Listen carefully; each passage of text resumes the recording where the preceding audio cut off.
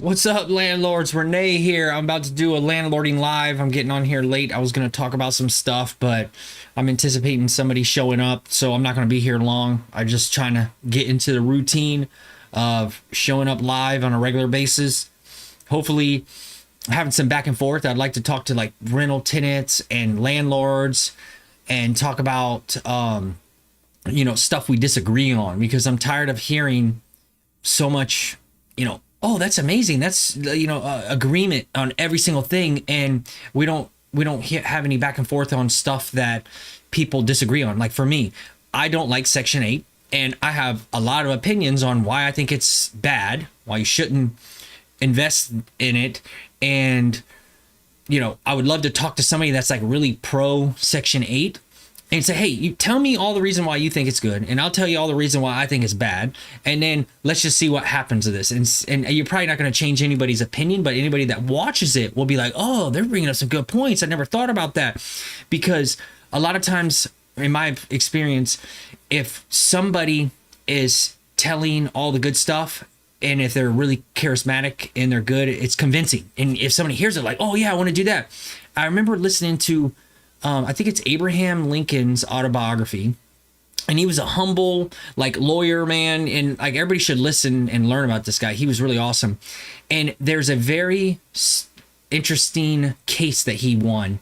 It was about the Potomac River, and at that time there was a bunch of ferries that had really good industry business going up and down the Potomac River, but some people wanted to build a bridge across it, either for a train or for regular, people to get across the bridge without having to use the ferries.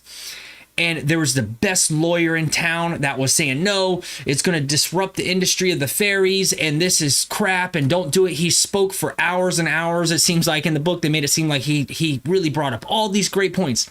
Then Abraham Lincoln gets up there, if I remember this correctly, and he says, this lawyer, he says his name, he speaks beautifully, he said all this amazing stuff, and that's wonderful, but he's obscuring the main issue, and he's convincing people with a lot of theater and theatrical, talk, wordsmith and everything.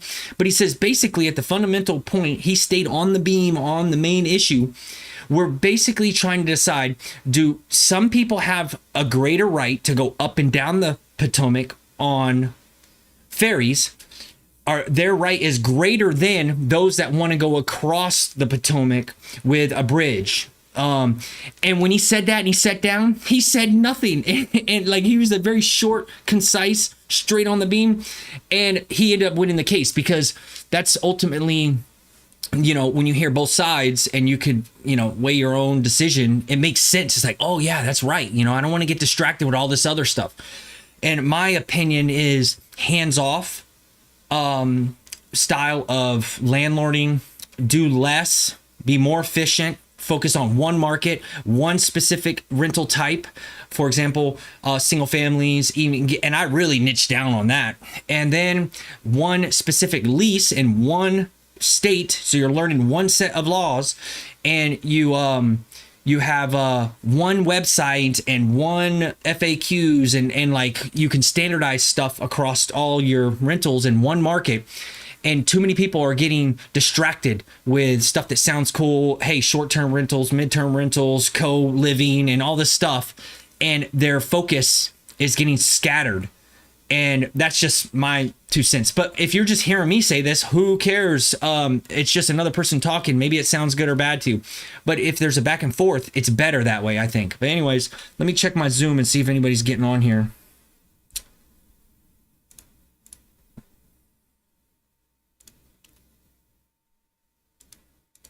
I'm going to launch this. Recording in progress.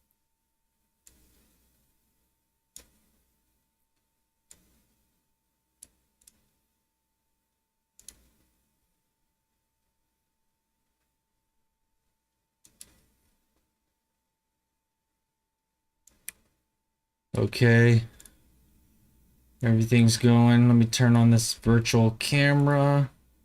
All right, I'm here. And I'll keep talking until somebody jumps on here. But I would like to hear, opposing opinions. For example, the Section 8. What I don't want to do is interview somebody on Section 8 and say, tell me everything that's good about it. Oh, that's awesome. Yeah, good point. And then tell me more. Oh yeah, I see that. I want to be like, no, I don't like that. I think that's wrong. And here's why I think it's wrong. And I think that's better, especially when you're real people, normal, everyday landlords, and we're all like coming together and having a back and forth and getting better. And I take issue with, me personally being a small mom and pop landlord that self-manages. I take issue when I hear, these podcasts or, these sensationalized stories of some young person that scaled with a bunch of units and they make all this money and they have all these units, because there's so much more to that once you actually had a back and forth, you probably will realize they don't own all of it 100%. They're probably leveraged really high to the heels. They have lots of complexity, lots of business partners, lots of different markets. And that's not my style. I don't want that. I want less complexity. I want simplicity. I want a hands-off style of self-service management that I like, where I kind of partner with the tenants and I give them YouTube videos like how to handle stuff. Let me see if I can share some of that. Let me get my other window ready before somebody jumps on here.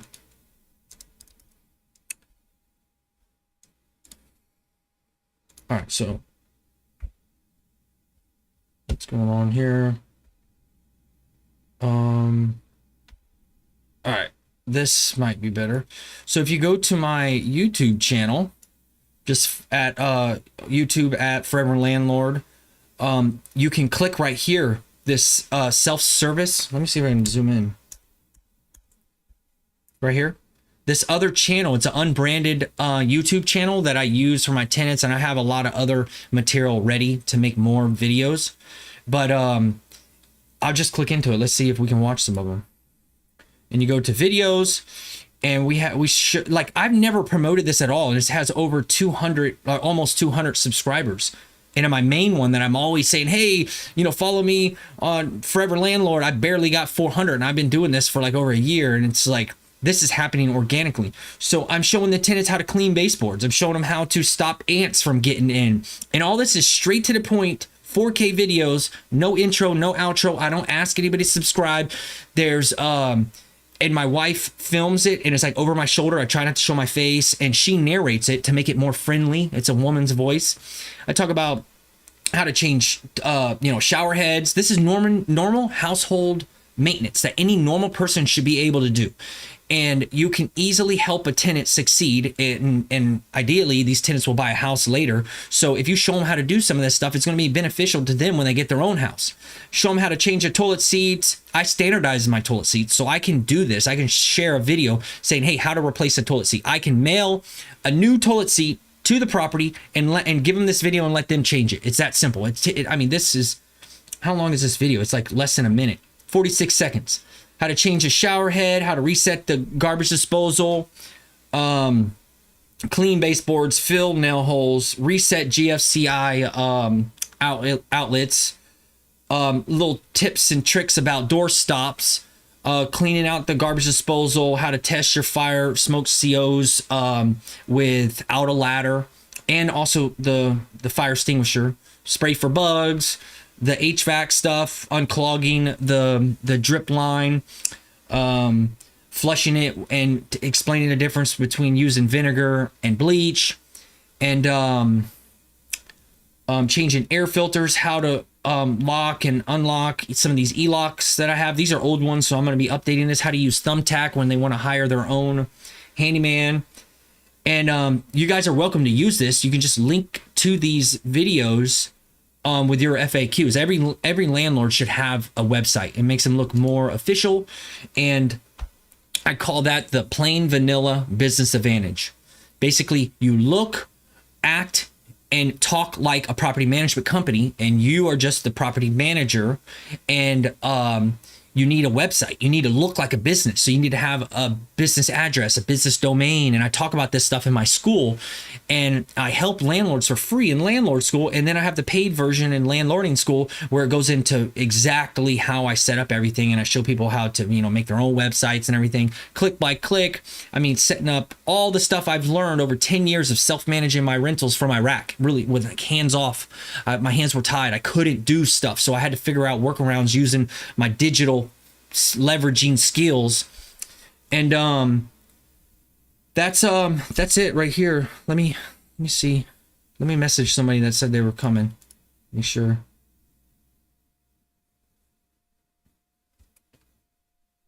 I wonder if I can play music and you can hear this. Tell me if you guys can hear this. Ready? Ready.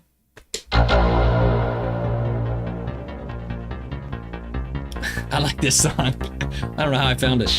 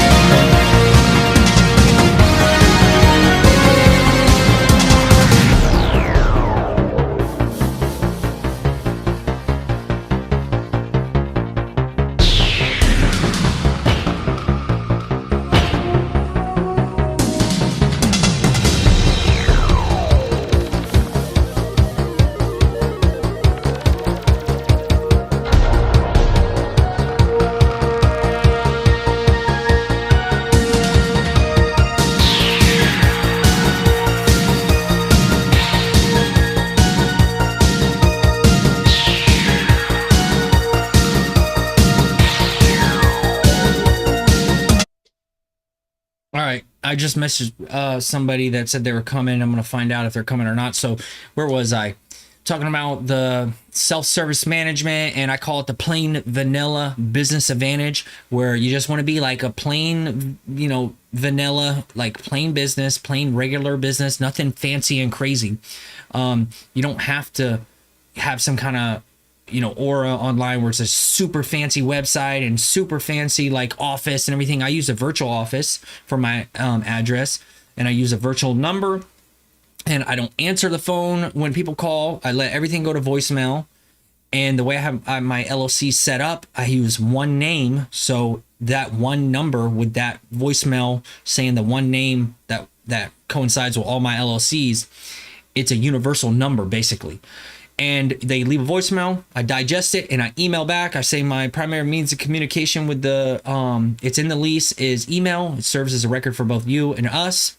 And I compile my thoughts or whatever, check with the team, which could be people in the school, my wife, or whatever, and say, hey, what should I do in this situation? What are you thinking? And then I respond back. And then I normally am trying to train the tenant, especially if it's a new tenant.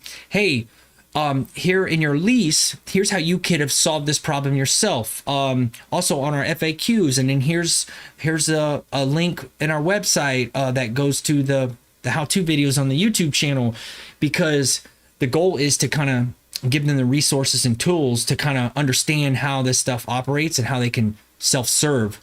And I made a diagram. I wonder if I can find it real quick. Let me see if it's gonna make me.